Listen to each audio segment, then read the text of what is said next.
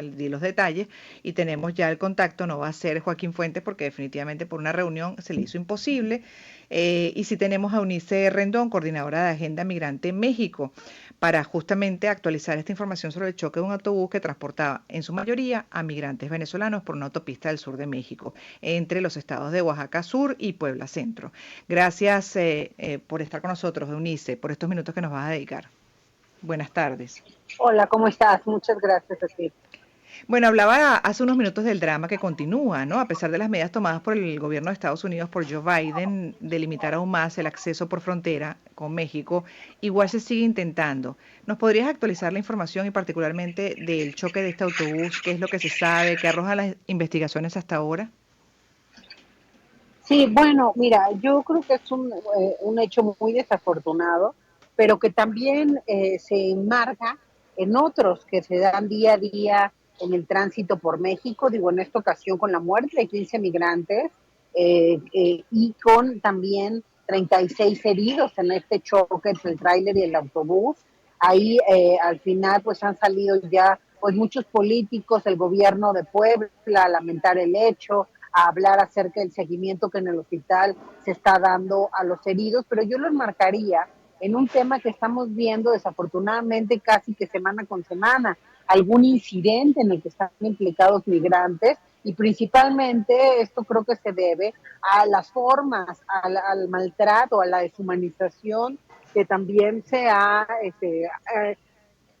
también se ha dado con el tema migratorio. O sea, ahorita es este autobús, pero pues también tuvimos la semana otro incidente y hace 2 semanas otra, y algunos seguramente ni nos enteramos de estos incidentes, y bueno, Ujú. estamos viendo cómo está sucediendo finalmente este tipo de hechos en nuestro país. Y aquí yo recalcaría que en los últimos 2 años hemos visto un aumento en el maltrato a los migrantes, han crecido las denuncias de extorsión, las denuncias por parte también de los migrantes de tratos inhumanos por parte tanto de autoridades como de los criminales, el hecho de que sea grupos del crimen organizado quienes se encarguen del tráfico de seres humanos también implica mayores riesgos para las personas en movilidad. Entonces yo creo que estamos, y bueno, otra cosa importante, si bien se redujo de manera inmediata, digamos, una vez terminó el título 42, hubo una reducción de casi el 50% en los flujos, ya otra vez desde hace 2 semanas Ujú. estos flujos migratorios han vuelto a crecer. Y bueno, esta ruta justamente de Oaxaca, ¿no? Del tramo de Oaxaca a Puebla, pues también es una de las rutas que utilizan mucho los traficantes para transportar a las personas y poder burlar de cierta forma la ley. También algo importante es decir que muchas veces los autobuses y la forma en que los transportan, pues no es la más segura y por eso también se dan accidentes como este que vimos. Ujú. Y bueno, también muestra esto cómo sigue siendo la migración venezolana un tema en la agenda migratoria con México y los retos que estas personas tienen. Al final, otra cuestión que esto permite ver es que seguimos priorizando las políticas de securitización y de militarización y criminalización migrante sobre aquellas políticas que sean pues más integrales, ¿no? Y que permitan Ujú. que estas personas no viajen de esta forma, ¿no? Y que no arriesguen la vida en estos tránsitos hacia nuestro país. Sí, en este caso y para entender también de qué se trata esta última ola migratoria, digamos, porque ha habido periodos, también lo comentaba hace unos minutos, periodos en los que se reporta una menor cantidad o menor tráfico y en otros donde ha habido cierto aumento. Las medidas de Biden no han cambiado y por eso pregunto, Eunice, ¿a qué atribuyen ese aumento, por ejemplo, de estos últimos meses dentro de este 2023? Bueno, mira, las medidas de Biden pues no han cambiado, pero sí han tenido una tónica distinta en diferentes momentos. Hay que recordar que al momento de finalizar el título 42 había una amenaza constante y presente por parte de autoridades estadounidenses con una réplica en México y en Centroamérica de que incluso aquellos que fueran a ingresar iban a tener hasta castigo de cárcel, en fin, hubo una amenaza muy importante y eso hizo que la gente de momento no viajara. Esa gente obviamente pues sigue con las mismas causas en sus países y ya ahora que ya pasó esa ola que hasta se triplicó la seguridad en la frontera sur de Estados Unidos, bueno, ya la gente vuelve a tomar el camino y pues los traficantes también aprovecharse de esto. Entonces, yo creo que lo que sí ha cambiado es un poquito la tónica, ¿no?, de esas políticas, y por eso es que hubo esta baja momentánea y ahora otra vez sube, pero la realidad es que ha ido a la alza el tema migrantes. Si vemos las cifras tan solo mexicanas de este último año, pues 2023 va a superar, si de continuar con la tendencia, a todos los años anteriores, va a romper el récord de número de solicitudes de refugio. Tuvimos, el año que más hemos tenido fue 2021 con 120,000 solicitudes de refugio, y parece que 2023 ya vamos como en 100,000. Entonces, si seguimos con la tendencia, vamos a cerrar con 140,000, 150,000 solicitudes de refugio. Entonces, eso al menos es un indicador del paso migrante que estamos Mm, teniendo. Hay que recordar que en 2022, según las cifras del gobierno estadounidense, hubo 2.7 millones de detenciones en la frontera con México, a diferencia del 2021, que hubo 1.7 millones. Entonces, pues sí es un tema que ahí sigue, porque las causas siguen en los países, incluso se han diversificado las causas y las naciones. Eso es algo diferente que vemos. Estamos viendo mucha gente también de África. O sea, siempre ha habido una migración en México de estos países, pero está aumentando, y creo que esto también refleja lo que está pasando en Europa, ¿no?, que está habiendo ujú. políticas también de securitización y antimigrantes, lo que pasó en el Mediterráneo hace algunos meses,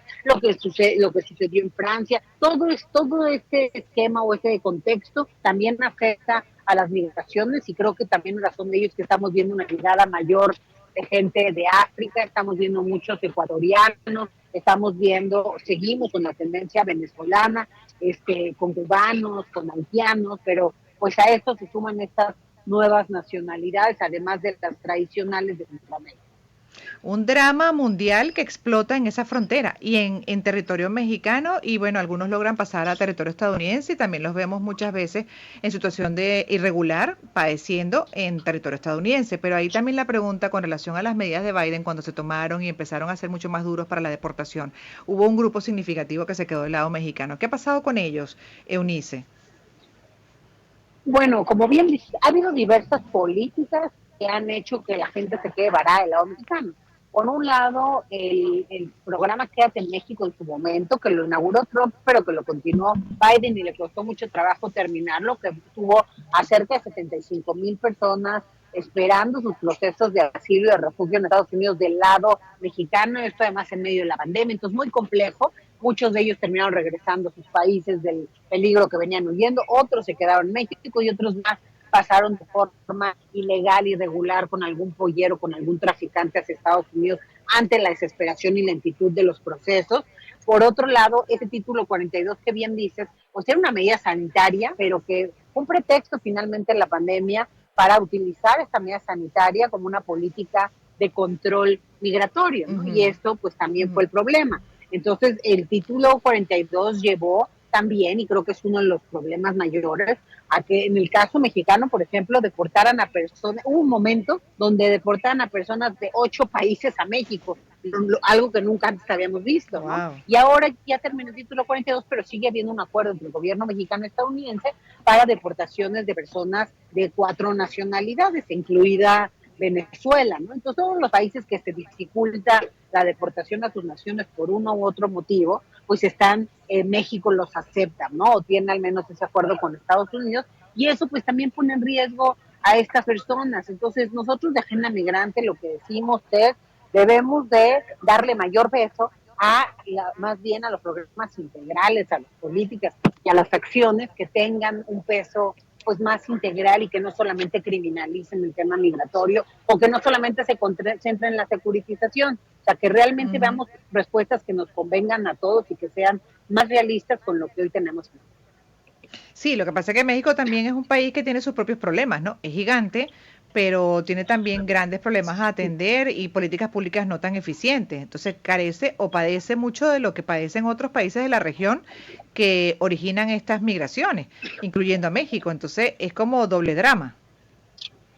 Pues sin duda, pero creo que también México le ha faltado impulsar más en la negociación bilateral, por ejemplo, acuerdos en el que si estamos permitiendo que deporten a personas de 8 países, si vamos a permitir programas como el Quédate en México, título 42, para los cuales Estados Unidos requiere a México, pues creo que no debería ser a cambio de nada. Creo que tendríamos que tener recursos binacionales implementados Claro. para atender de una forma segura, inteligente, amable y pues sobre todo que en beneficio de todos, ¿no? De la Ujú. frontera, de las personas que viven ahí y también de las personas en movilidad. Y por el otro, solo doy un ejemplo, querida Gladys, aquí en México, la ACNUR, de la mano con la Organización Internacional, perdón, la ACNUR, que es el Alto Comisionado para el Refugio de Naciones Unidas, de la mano con el gobierno mexicano, hicieron un piloto en el que se integró laboralmente y se ayudó, se acompañó a cerca de 30,000 migrantes, refugiados, Ujú. y tan solo en un año esas personas pagaron 170 millones de pesos. ¿Qué significa esto?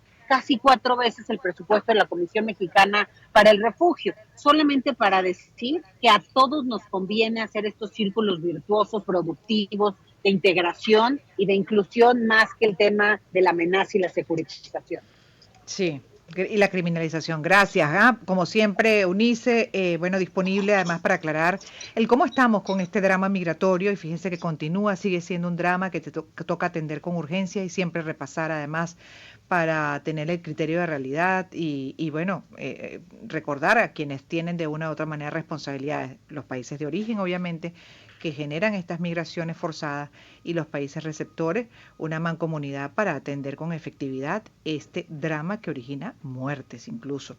Y algunos de los que quedan con vida, con grandes traumas producto de violaciones y un largo etcétera de situaciones que se atraviesan en lugares tan peligrosos como el Darién o con estos criminales que se aprovechan de la necesidad, trafican con las personas y los hacen vivir situaciones espantosas en el caso, por ejemplo, del territorio mexicano, por mencionar uno de varios territorios donde ocurren estos dramas. Eunice Rendón es coordinadora de Agenda Migrante México, bastante clara y bueno, ya haciéndole seguimientos hace mucho tiempo a esta situación que no solamente compete al continente americano, sino que como vemos es un problema mundial. 4:02, cerramos la primera hora, queda una segunda parte, Gladys en éxito.